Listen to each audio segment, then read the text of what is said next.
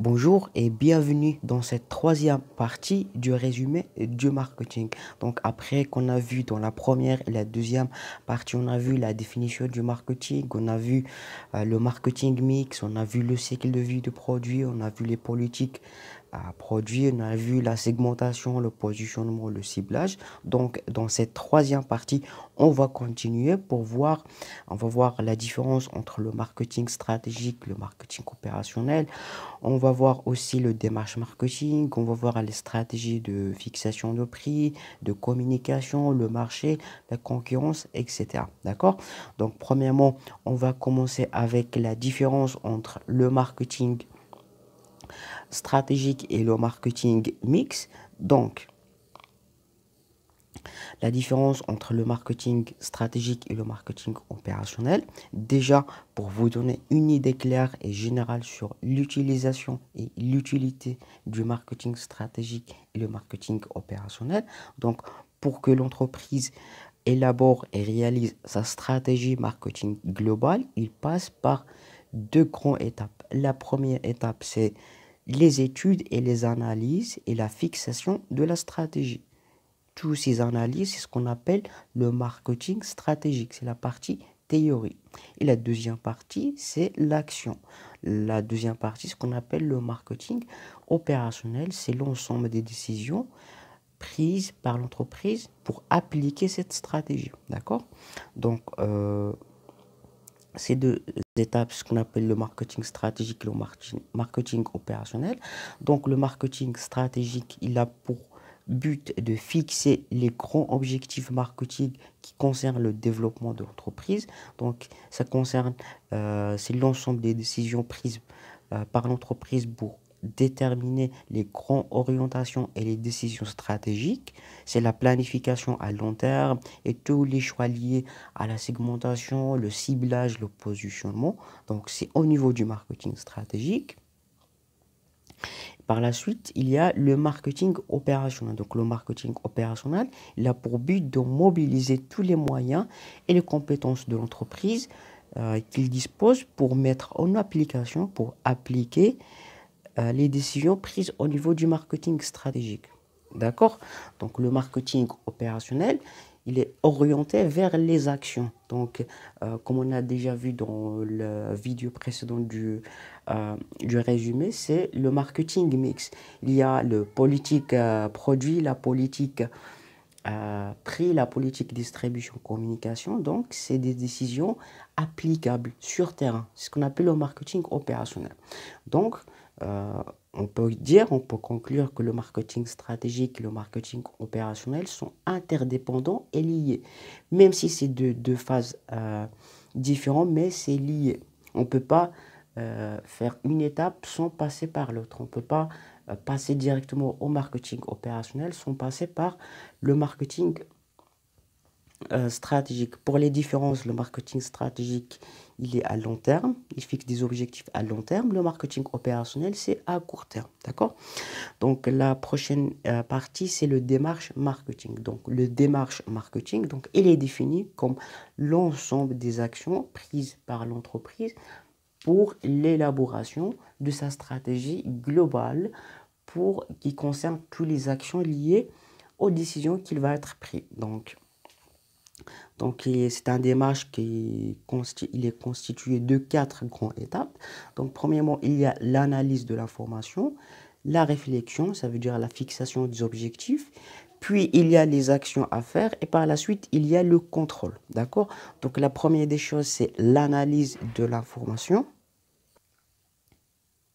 L'analyse de l'information, c'est le point de départ, c'est la première étape. Donc là, l'entreprise fait ce qu'on appelle une analyse de son environnement interne et externe. Il analyse les opportunités qu'il y a au niveau externe de nos marchés et les menaces qui peuvent influencer sa croissance. Et aussi, il analyse ses compétences et ses faiblesses. Voilà, ses avantages et ses inconvénients d'une manière interne pour savoir ses ressources qu'il dispose pour qu'il l'utilise davantage. D'accord?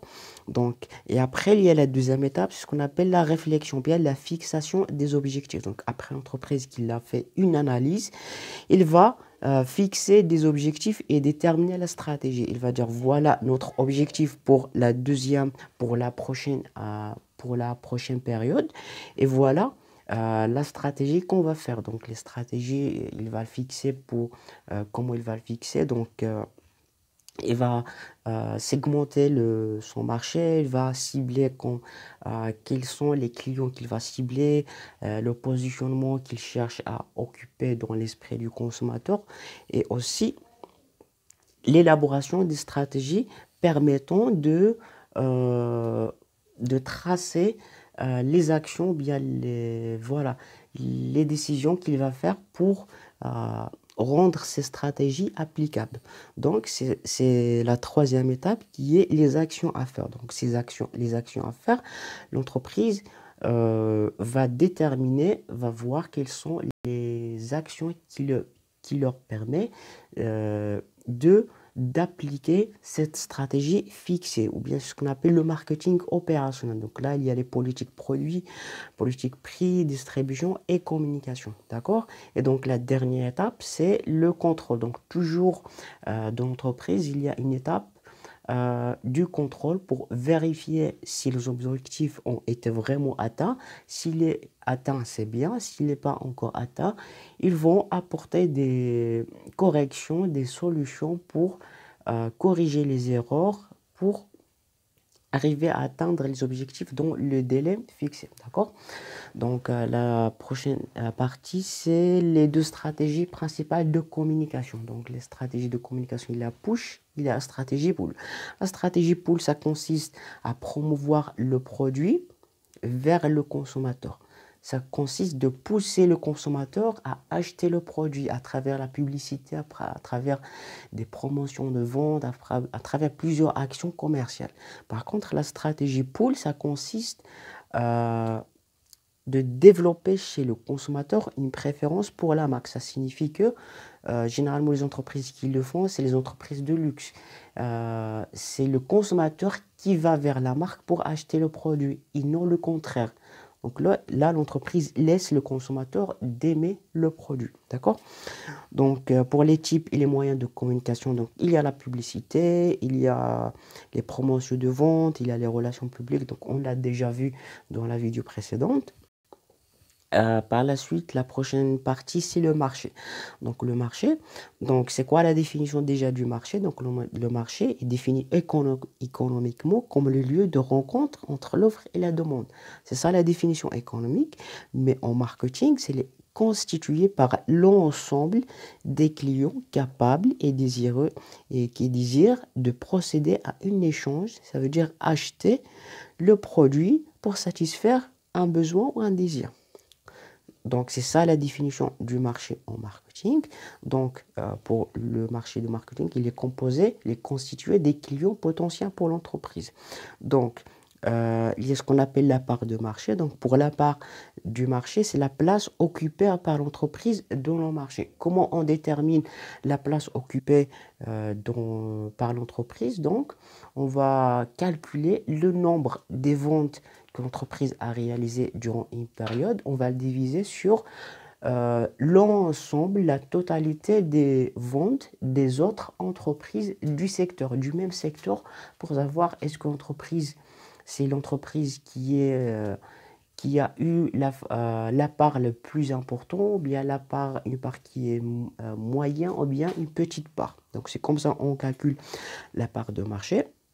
Et pour les acteurs du marché, donc dans un marché, il y a plusieurs acteurs. Il y a les acheteurs, il y a les prescripteurs, il y a les concurrents, il y a les distributeurs. Donc tous ces acteurs, ça intervient dans le marché pour influencer la décision d'achat. Donc je l'ai déjà expliqué en détail dans une autre vidéo si vous voulez la voir. Donc je vous laisserai le lien dans la description. Donc par la suite, il y a la stratégie du prix. Donc, pour la stratégie de prix, donc c'est la stratégie qui s'occupe de prendre l'ensemble des décisions pour fixer le prix. Donc, l'entreprise en général a 3 grandes stratégies de prix. Il y a la stratégie d'écrémage, stratégie de pénétration et stratégie d'alignement. Donc, je vais essayer de vous expliquer avec un exemple chaque stratégie. Donc, pour la stratégie d'écrémage, ça consiste à fixer un prix qui est plus élevé par rapport à la concurrence. Généralement, les entreprises qui font ça, les entreprises qui vendent des produits qui ont une valeur très importante. C'est l'exemple de Apple. Donc, l'Apple, dès qu'il sort un nouveau iPhone, il fixe un prix qui est plus élevé. D'accord. Qu'est-ce qu'ils cherchent, les entreprises qui font ça? Qu'est-ce qu'ils cherchent? Ils cherchent à rentabiliser le produit rapidement. Là, ils gagnent sur la marge. Voilà, donc c'est ce qu'il essaie. Il essaie de gagner sur la marge parce qu'il fixe un prix qui est plus élevé. Deuxième stratégie, c'est la stratégie de pénétration. Ça consiste à fixer un prix qui est plus bas par rapport aux autres concurrents. Donc là, les entreprises qui font ça, c'est des entreprises qui cherchent à gagner sur leur volume. Donc là, ils fixent un prix qui est plus bas. Il essaye de gagner sur le volume et la quantité vendue.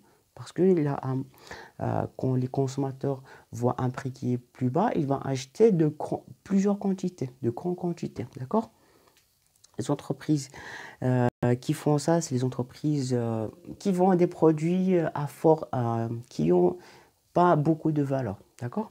La troisième stratégie, c'est la stratégie d'alignement. La stratégie d'alignement, tout simplement, c'est les entreprises qui le font, c'est les entreprises qui vendent des produits de grande consommation. Stratégie d'alignement, ça signifie fixer un prix qui est le même prix par rapport aux autres concurrents. Généralement, c'est les produits d'alimentation, les produits de grande consommation comme le lait, le thé, le café, ils ont presque le même prix. D'accord?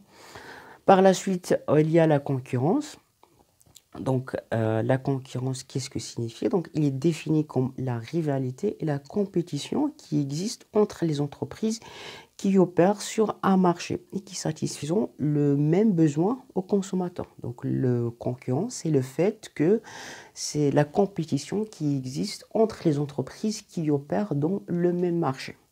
Donc, chaque entreprise essaie d'analyser ses concurrents, leurs stratégies, leurs objectifs pour mieux savoir, mieux produire un produit qui répond le mieux aux attentes du consommateur. Et aussi pour gagner des parts de marché. Donc, dans un marché, il y a plusieurs niveaux de concurrence. Dans un marché, il y a plusieurs situations. Il y a une situation de monopole, oligopole ou bien CPP. Monopole, ça veut dire c'est quand il y a dans un marché une seule entreprise. Dans un marché, quand il y a une seule entreprise, on peut dire que c'est un marché monopole. Je vous donne l'exemple pour le cas du Maroc. Dans le marché des chemins de fer, le train, il n'y a qu'une seule entreprise, c'est l'Office national des chemins de fer. Donc là, il a le monopole de ce marché. D'accord? Par contre, oligopole, là, il y a peu d'entreprises. Quand il y a peu d'entreprises dans un marché, généralement 3 à 4 entreprises, je vous donne l'exemple du marché de télécommunications au Maroc. Il y a Orange, il y a Inouï et Maro Télécom, 3 entreprises dans un marché. Donc là, c'est un marché oligopole. Par contre, quand il y a plusieurs entreprises dans un marché, par exemple le marché des produits d'alimentation, donc il y a plusieurs produits, on pourra dire que c'est un marché de concurrence pure et parfaite, CPP, concurrence pure et parfaite. Il y a plusieurs entreprises, d'accord? Donc en général, c'est ça pour les situations de concurrence. Il y a la concurrence directe, indirecte, à venir. La concurrence directe, ça veut dire que c'est les mêmes entreprises qui opèrent dans la même zone, qui produit presque le même produit. Donc, il y a une concurrence directe. Concurrence indirecte, c'est des entreprises, bien des sociétés qui font une partie de produits similaires. Et concurrence à venir ou bien potentielle. Donc là, c'est les entreprises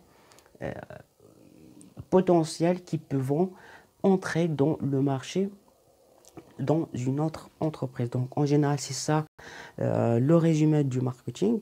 J'espère que vous l'avez compris. Donc, si vous voulez avoir la version PDF de ces résumés, donc je vous laisserai le lien du PDF de ce résumé dans la description. J'ai déjà expliqué en détail 20 questions en détail, 20 questions. Pour chaque question, j'ai expliqué comment vous allez répondre en détail. Je vous laisserai le lien dans la description. J'ai aussi expliqué 40 questions du QCM. J'ai donné la réponse et comment vous allez répondre. Je vous laisserai le lien dans la description avec toutes les parties du marketing expliquées en détail. Allez, vous allez trouver le lien dans la description. Je vous dis à bientôt. Voilà.